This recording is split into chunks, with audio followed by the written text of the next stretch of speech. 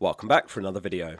I'm back. It's been a week since the last upload and we've had Double Gameweek 25 confirmed. So it's Aston Villa and Liverpool that will double next game week. And we've also had blank Game Week 29 announced as a consequence. So Aston Villa, Palace, Liverpool and Newcastle will all blank in Game Week 29. There is a very small chance that Palace and Newcastle don't if they both get knocked out of the FA Cup. But it's safe to assume they will blank, and that's what's been announced. So who are the best players to buy this game week then? Let's break it down nice and simple by position as always. Goalkeepers first then. So although it's a game week that's going to be dominated by doublers on the projections, we're going to talk about players not doubling as well that are worth buying still. So first of all, it is Alisson top with 8 projected points, and then it's Martinez on 7.2. It's likely that you're on triple Liverpool already off the back of the Double Gameweek 24, whether that's 3 players or 2 players in slot. The catch of Alisson and Martinez is that blank in Game Week 29, which we saw on that graphic before. So it's a gain this week, but if they're your only playable keeper, then you're going to have to spend a transfer in goal in Game Week 29, or commit to free hitting in Game Week 29. If you've got lots of money in your bank, then you could sell a backup keeper to Martinez. That's a viable option to consider if your other keeper plays in 29. Though there are Villa defenders that are cheaper than Martinez, and they at least have a slight chance of return, so maybe that's the better option. We'll look at defenders next. So Arsenal were knocked out of the League Cup by Newcastle, so they won't blank in Game Week 29, and Arsenal face Leicester next, which does have Raya third on the keepers table. It's worth having a look at this blank Game Week 29 table if you haven't already, and count up how many players you've got out in Game Week 29, and then work backwards on how many free transfers you've got, to basically ensure that you don't leave yourself in a position where you can't get 11 players out in your team, or for example you can only get 9 or 10 decent players out and some terrible bench fodder that you really don't want to be starting and you won't get any points from. We're in that part of the season now where extra focus on planning will be rewarded later. And lastly, just on free hit 29 then, if you commit to that strategy, then of course you don't have to worry about which players you buy now and who blanks then. The catch there is there are other weeks where the free hit could work well. Double Game Week 33, blank Game Week 34. There's no clear best chip strategy, and obviously it is team dependent, and you're going to hear many strategies. I mean, last season, who remembers that blank Game Week free hit? Was it 29 or something? It was an absolute disaster, and the average free hit score was something like 17 points. But in other seasons, free hitting in the blank's been an effective strategy, so don't just go off last season and say that's how it should be. The point is that it is possible to get through Game Week 29 without using a chip with some planning right now, so leaving the options open is a good idea. We'll talk more about chip strategy in videos in the coming weeks, so make sure you are subscribed. Onto the defenders next. Now ordinarily it would have been Trent well out in top, but Van Dijk's top of the table and 8 projected points. That's due to Trent's flag and the injury doubt. The latest is Slot says their FA Cup game against Plymouth is going to come too soon for Trent to make the game, but it's not a serious injury, and of course we do have Double Game Week 24 to wrap up still, so let's hope we see him start against Everton. If he's hypothetically unavailable for Game Week 25, then a switch to Van Dijk does look like a solid option. What about the Villa defenders though?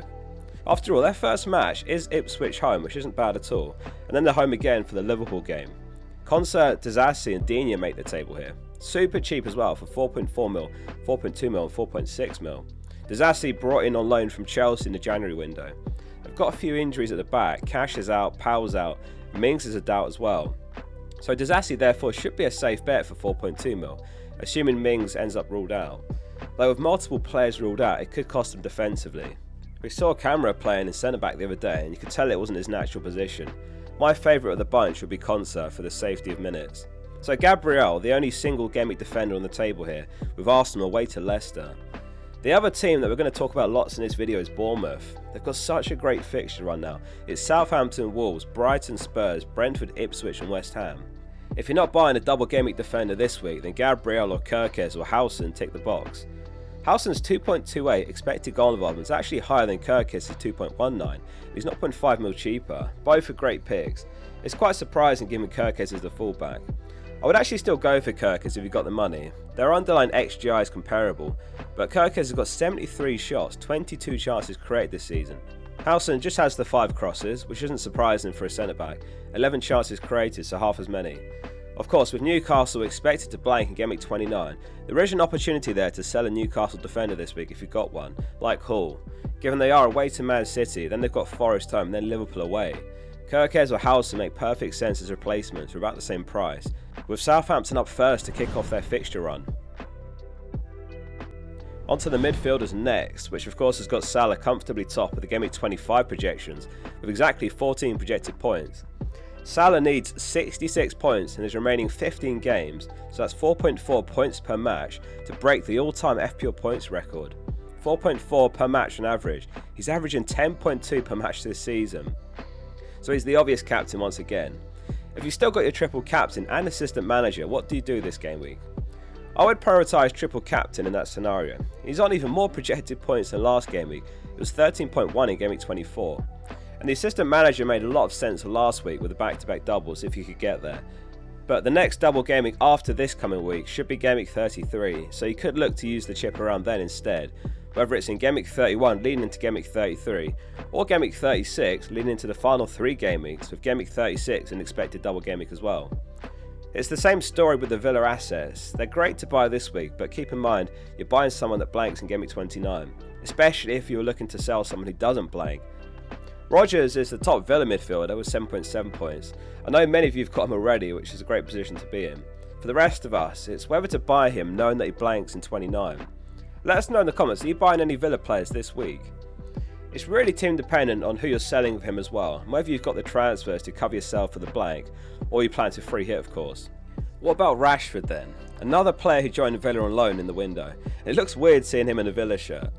My personal view is I'd avoid him just based on the price, but also based on Rodgers just looking like the better pick regardless, for £1 mil cheaper. I think the only scenario where Rashford could be a genuine option is if Watkins is ruled out of the double game week entirely, but it seems unlikely, because then we'd surely see Rashford playing striker, given Duran left in the window as well. I'd avoid the other Villa and Liverpool midfielders outside of the top 3 on this table here, Salah, Luis Diaz and Rodgers. So back to the Bournemouth conversation then, which midfielder? Well, the review projections have actually got Semenyo, Dango and Kluivert basically neck and neck for the next 5 game weeks, so it's anyone's guess who comes out on top.